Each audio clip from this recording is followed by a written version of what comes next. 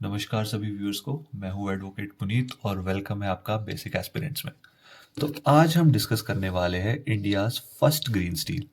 Kalyani group ने India में first green steel Kalyani फरेस्टा के नाम से इंट्रोड्यूस कर दिया है। ठीक है, तो ये बहुत ज़्यादा इंपॉर्टेंट न्यूज़ है और आगे चल के एग्जाम्स में काफ़ी जगह ये पूछे जाने वाली है। ठीक है, तो पहले हम डिस्कस कर लेते हैं व्हाट इज़ ग्रीन स्टील। ये टर्म आपने ग्रीन स्टील पहली बार सुनी होगी। ग्रीन स्टील एक ऐसा स्टील है जिसकी मैन्युफैक्चरिंग में हम जो अपने फॉसिल फ्यूल्स का यूज़ बिल्कुल नहीं करते।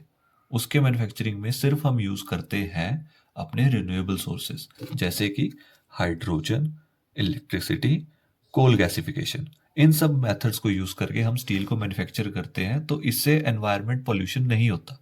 होता भी है तो बहुत मिनिमल होता है, बिल्कुल ना के बराबर होता है। कोई कार्बन फुटप्रिंट्स नहीं रहते, तो इसीलिए इसे वो ग्रीन स्टील कहा जाता है। तो फर्स्ट नेशन जिसने ग्रीन स्टील प्रोड्यूस किया था, मैन्युफैक्चर किया था, वो है स्वीडन। स्वीडन की एक हाइब्रिड टेक्नोलॉजी कंपनी है जिसने इसको फर्स्ट टाइम मैन्युफैक्चर किया था। अब थोड़ा कल्याणी फरेस्टा के बारे में जान लेते हैं कि है क्या ये।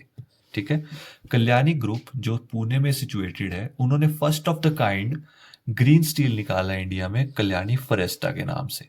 इसे प्रोड्यूस किया गया है रिन्यूएबल एनर्जी सोर्सेज से, जैसे मैंने अभी आपको बताया, इलेक्ट्रिसिटी से, कोल गैसिफिकेशन से।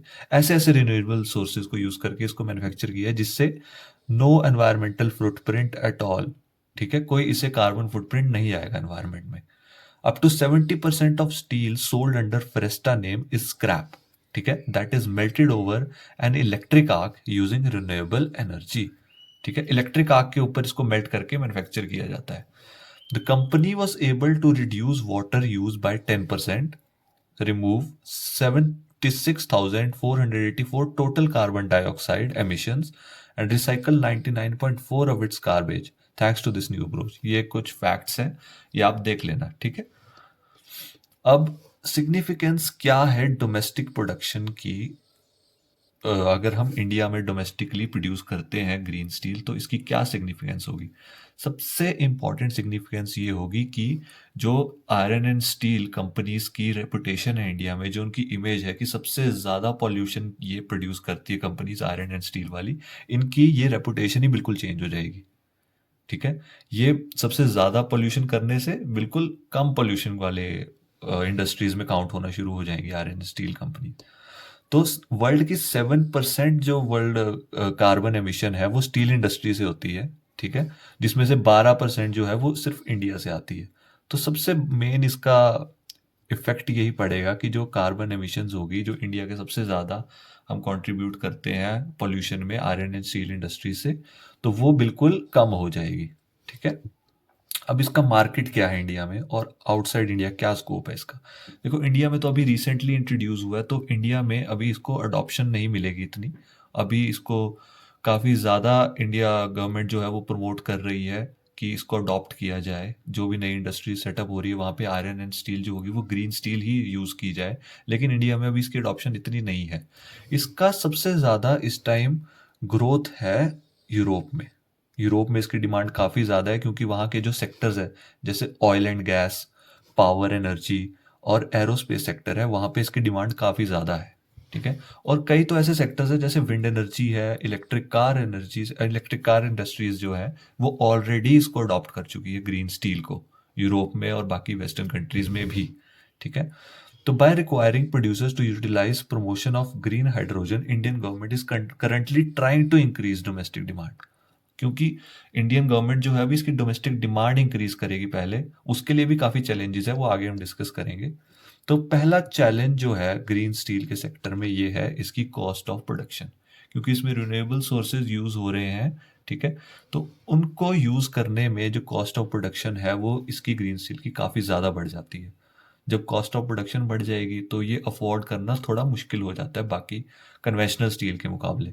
तो जब अफोर्ड करना मुश्किल होगा तो क्यों लोग खरीदेंगे, तो डिमांड इसकी ऑलरेडी कम हो जाएगी।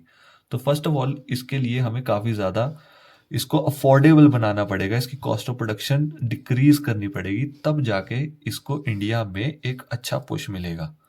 कुछ मैंने इसके लिए वे फॉरवर्ड्स निकाले हैं कि कैसे हम या इंडियन गवर्नमेंट जो है इसे टैकल कर सकती है, ग्रीन स्टील को प्रमोट कर सकती है। ठीक है, पहला है cost effective technology. Cost effective technology use करके, जिससे इसकी कॉस्ट ऑफ प्रोडक्शन कम हो जाए। उससे क्या होगा, अफोर्डेबल हो जाएगा और ज़्यादातर कंपनीज इसको जल्दी अडॉप्ट कर लेंगी। दूसरा है अप्रोप्रिएट इंफ्रास्ट्रक्चर फॉर रिसाइकलिंग और स्टील स्क्रैप रिसाइकलिंग पॉलिसी को इंट्रोड्यूस करके।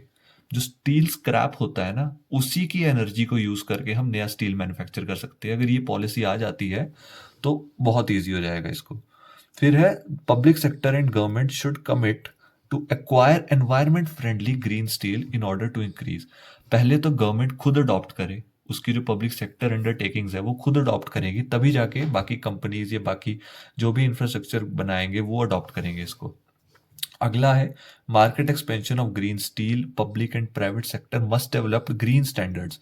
एक तो green standards, green rules and regulations लाना बहुत ज़रूरी है, ठीक है। जो एनवायरनमेंट फ्रेंडली रूल्स होंगे, अगर वो होंगे, अगर गवर्नमेंट मैंडेटरी कर देती है कि ऐसा स्टील यूज़ करना है जो एनवायरनमेंट फ्रेंडली तरीके से बना है, जिसमें कोई कार्बन फुटप्रिंट नहीं है, तो अडॉप्ट करना पड़ेगा, ठीक है। अगला है it is necessary to demolish polluting plant facilities. अब बहुत सारे ऐसे प्लांट्स, बहुत सारी ऐसी मशीनरीज हैं, बहुत सारे ऐसी इंडस्ट्रीज हैं जो बहुत टाइम पहले से बन रखी है, और उन इंडस्ट्रीज का जो अब स्टैंडर्ड है वो बहुत पॉल्यूशन करती हैं, ठीक है। तो ऐसी इंडस्ट्री को या तो रेनोवेट किया जाए, ठीक है, या तो उन्हें बंद ही कर दिया जाए, या तो रेनोवेट कर दो, या तो उनको चेंज कर दो, या उन्हें बंद कर दो। इन सब चीज़ों से अगर ये सब चीज़ें हम इम्प्लीमेंट करते हैं तो ग्रीन स्टील काफ़ी ज़्यादा हमारे को अपने कार्बन एमिशंस कंट्रोल करने में हेल्प करेगी, और हमारे जो गोल्स हैं एनवायरनमेंट में, जो हमको 2070 तक अपने कार्बन एमिशंस कम करने हैं, तो उन सब में भी कार्बन न्यूट्रल बनना है, उन सब में भी ये सब चीज़ें हमें बहुत हेल्प करेंगी। तो यही सब था ग्रीन स्टील के बारे में। बाकी thank you so much for watching and subscribe to this channel.